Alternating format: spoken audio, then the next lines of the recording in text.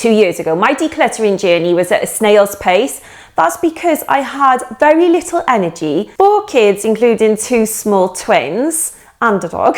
I was going to get the dog bit in. Not only was I limited for time and energy, but I was really overwhelmed with my stuff. Fast forward to today, and I've decluttered almost 80% of my home, learned how to master the process along the way, and I can't wait to share that with you today. Let me tell you a little bit about my decluttering journey and my background in decluttering. So I've got 4 children, like I said. I've got twin girls who are now 7, almost 8. I've got a dog who's almost 3, and I've also got teenage boys, they're 19 and 15. But I moved into this house 8 years ago, and when I didn't declutter my old house to move into this house because I was pregnant at the time, packing everything and unpacking everything. There was just too much to do, and I just couldn't declutter along the way. So I brought everything from my old house, my old life from when my boys were little, along to this house. We shoved a lot of it up in the attic, a lot of it in the garage, lots of it went into storage in boxes, in wardrobes and cupboards and things like that. And then my twins were born, and this is where my life got insane, and I just had no energy whatsoever. So I didn't find time to declutter. Things were mounting up in the house because we were buying baby toys, more things for the house. I was becoming a right shopaholic because I was stuck at home, I was bored.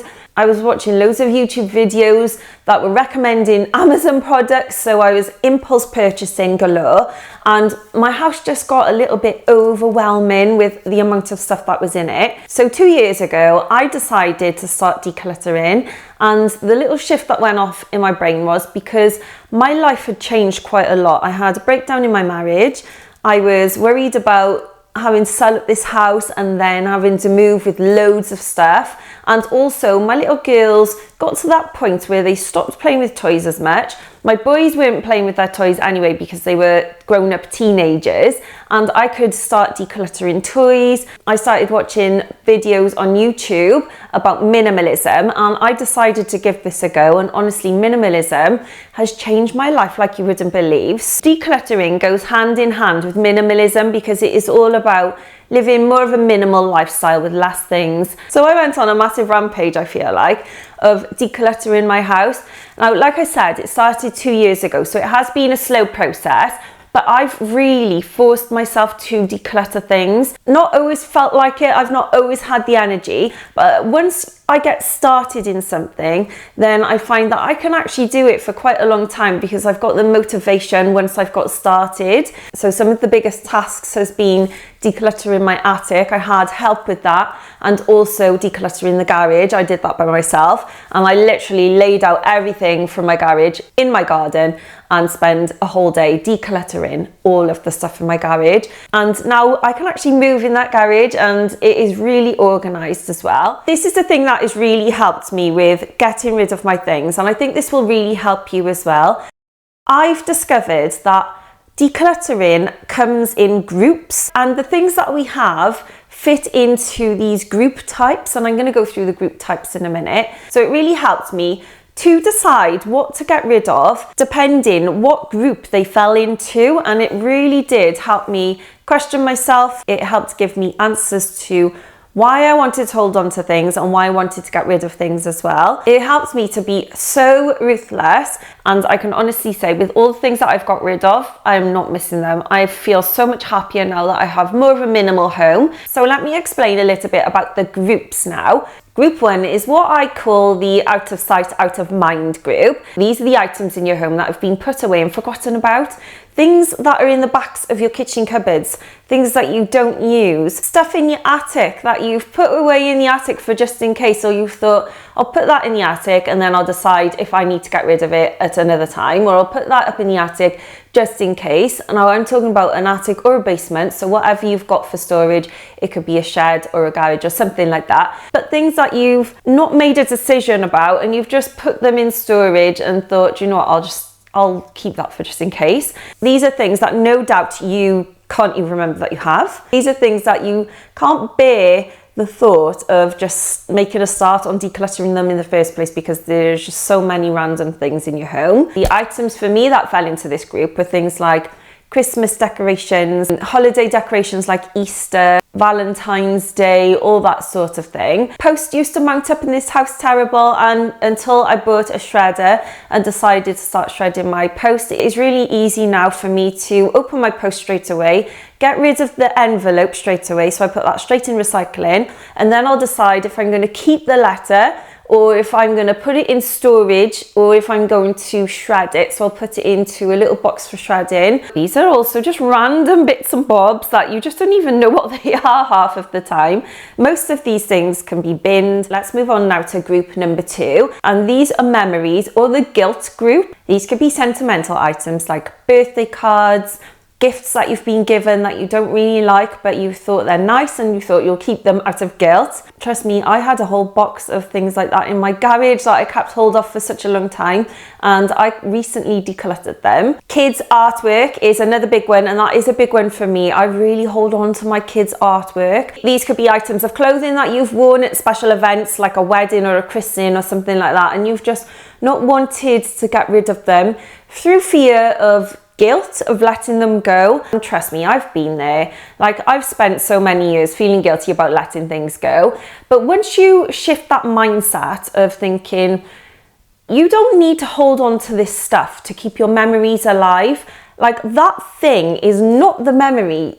The memory is what has happened and the people that you spend time with. That is your memory. So you don't need to keep these things to link to that memory. Honestly, you're not going to forget about your memories if you let go of these things. People that have given you stuff, they're not going to know. Got rid of the gift that you've given them, or got rid of birthday cards. Like, how are they going to know unless you tell them? So just let go of these things. Honestly, if you're feeling guilty about them, don't, because like I said, it is not your memory that is attached to those things. It is the memory that's in your head that matters. Group 3 is the fantasy self, or the my ideal self. These are things like clothes that have gone too small that you're keeping just in case you lose weight. At the end of the day, our clothes are supposed to fit us, not us fit into our clothes. Gym equipment like weights or yoga mats or gym clothes that we don't ever use. I recently decluttered some gym clothes because when they didn't fit me, I didn't feel good in them, and also I just wasn't using them enough. This could also be related to your past self, like work clothes or old hobby clothes. Like, I got rid of most of my smart clothes because I stopped working in a school and they were too small for me anyway. I know I'm not going to have the pressure to fit into those clothes again because I'm now 2 sizes bigger than I used to be. So I got rid of those clothes, and honestly, I'm not missing them at all. If I want to purchase more smart clothes, I'll just go out and buy them in my size now. I also decluttered my high heels because I can't walk in them anymore. I'm 41 now.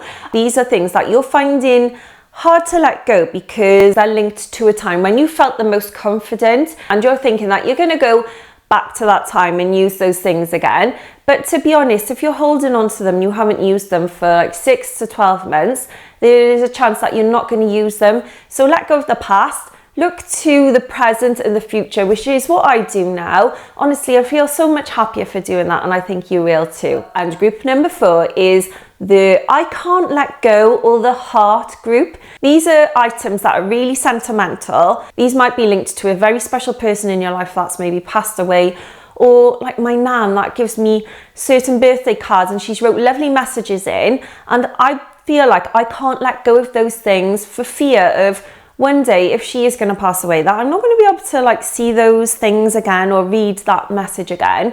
So there are certain things in the attic that I've still got that I just can't let go of, like baby teddies, and I don't know why I'm keeping them because I never ever see them. They're up in the attic in a box. I don't even show them to my kids, but I'm holding on to them because I'm finding it really hard to let go of them because they really do mean a lot to me, like they're in my heart. But there are certain things that you might think, I just can't get rid of them, or I can't let go. There might be a reason why you're holding on to these, and I will go through some questions that you can ask yourself to help you to decide what to keep and what not to keep as well. So when you're going through your stuff, you can ask yourself certain questions. And this is what I do when I'm decluttering, and it really does help. So the first question you can ask yourself is, when you want to keep something, do you actually need it? Also, will it serve you a purpose? Will it help to make your life easier or happier? And if the answer is no, that's going to be a really easy way for you to decide that you can get rid of that thing. You can also ask yourself, what means the most to you and why? So have you got some really sentimental items that really mean a lot to you? Why do they mean a lot to you, and why do you think you need to keep them? And also, what do you need to let go of? How is that going to benefit you? If you get rid of this thing, are you going to have more space? Are you going to have less things to look after? Can you sell that item and make some money and put that money into savings? And this really helps me because I sell a lot of things on Vinted and I've made quite a lot of money back from doing this. So it is a really good incentive sometimes. Let's move on to how you can start decluttering now. Let's start with group number 1, which is the out of sight, out of mind items. Decluttering is a slow journey. So if you can start off with this group, this will make your life so much easier because this group of things is the easiest to get rid of. So you can do this in small chunks of time when you're watching TV or listening to music, or when you've got a bit of an energy boost, or when you've got a spare 10 minutes or so. You can just go through a box or a cupboard or a drawer and just get rid of some of the things that just don't need to be there. These could be things like shredding your documents. Every time I think about shredding, I always think of Teenage Mutant Ninja Turtles because I used to be obsessed with that when I was a kid. I find that if I put my headphones in and listen to some music, it really motivates me to get moving. You might want to go through your man drawer and get rid of just random junk in that drawer. You might have drawers in your kitchen that have just got so much junk in them that you can't even get into them. So get into those drawers, get into a cupboard or a box at a time, like I said, and just start binning things. Honestly, this is the easiest group and you can do this. You can do this in small chunks of time so easily. And this doesn't have to be boring, just make it fun. Honestly, I make decluttering fun. It does make the world of difference. With group 2, which is the memories, you can do things like taking pictures of kids' artwork and then turning them into a scrapbook, or just downloading them to a memory bank, and then you've always got the pictures there. Do you know what? That's such a good idea. I'm going to do that because my girls are nearly 8 now, and since they were about 2 years old, I've started taking pictures on my phone of all their artwork, and I've got rid of a lot of their artwork. So all those pictures have been stored on my phone. I did spend ages making a scrapbook through Photobox, but the reason why I didn't order that is because it came to about £50, and I was like, I was skint at the time. I still am, so that's why I still haven't ordered it. And if you recycle the artwork when your kids are not looking, they're never going to know. My kids never do. Also, if you are going to store memories, store them in a box or a cupboard or a drawer, somewhere where you're going to have easy access to. Underneath my bed, I've got this clear box with a lid, and I go through this once a year and just decide if I still want those items. And sometimes it is really easy actually to decide because they might be just like a blob, which my kids have painted and I don't even know what that blob is. Or they might be birthday cards from people that I haven't seen for a while, or certificates and things like that, and go through it maybe 6 months to 12 months at a time, and then you can just decide if you want to keep those things or not. Group 3 is the my past self or my ideal self. The tips I would give to you for helping you to get rid of your stuff in this group are asking yourself some questions. Why do I want to keep this thing? If I am going to keep this thing, I want to use it within a certain time frame, like 3 months. Does this item make me feel good about myself? Do I have confidence when I wear this thing? Does it still look good on me? Would I buy this item again? Would I miss this if it was gone? And can I buy this item again for £20 or less? These are questions that I ask myself, and honestly, the amount of things that I've got rid of is ridiculous, and I've not missed a single one of them. I've not thought, oh, I really would like that grey dress that was a size 8 that I got rid of like a year ago. I'm really missing that. If I want to buy another grey dress, I'll just go and buy it. And I recently did actually buy another grey dress, but it was completely different, and it fits me and I feel good in it, and I bought it for less than £20. So this is a really good way of deciding whether to keep those things in this group. If you're in a stage of your life where your weight is going to fluctuate up and down, then just keep your absolute favorite things. You can put these away in a box or a basket or a drawer, so they're out of the way and they're not actually kept in your wardrobe, and you're only keeping things in your wardrobe or your drawers or your cupboards, the things that you're going to use at this time. So you're not thinking of your past self, you're not thinking of your future self, you're thinking of yourself now. And honestly, this has helped me so much with deciding if I want to declutter something.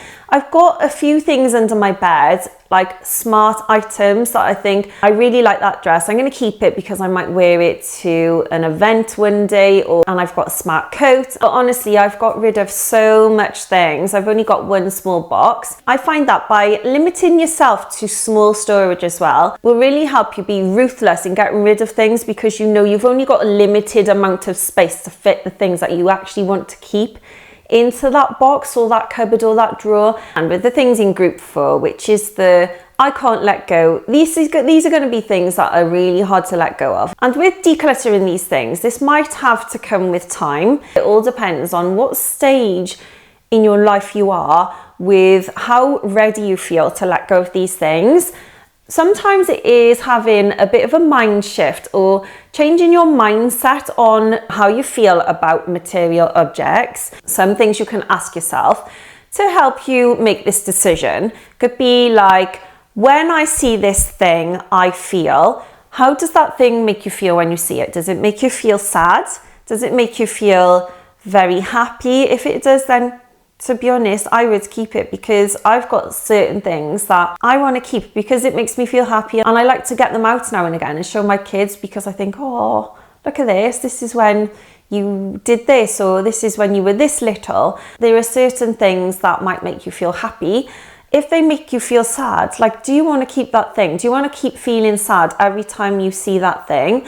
And this might be a really good indicator of you need to let go of that thing because it is just bringing you misery. Another question you can ask yourself is, I want to keep this thing because. So it might be because I remember a time when I was 5 years old and my granddad gave this to me and it just made me feel so special. So I got a little marble egg that my granddad gave to me when I was 7, and it's just a lovely story and a lovely memory that's linked to it, and I just don't want to let go of that because it is really special and it's just small. So I don't see it as a burden or it taking up too much room. It's only a small thing. But then there are so many items that I've got rid of because I just think I haven't even got a reason for why I'm keeping this thing. You can also ask yourself, do I have room for this? Is there a place in my home where I can organize this properly and put it away? And if not, and it's been a bit of a burden, maybe then that's a really good indicator as well that you can let go of this thing, because it's just not bringing you any joy. It's actually getting in the way and it's affecting your life in some way. So if there are certain things that you really can't let go of, make sure that you've got really good organization for these things. This could be like putting them in a display cabinet for you to see every day, or putting them in a really safe box and then putting them away somewhere where these things are not going to bother you on a daily basis. If you want some tips on how to get decluttering in the first place, I think you'll find this video really useful. Have a lovely rest of your day. Happy decluttering. If you've got any questions, please comment in the comments box below. I'd love to hear from you, and I'll see you in my next video. Bye.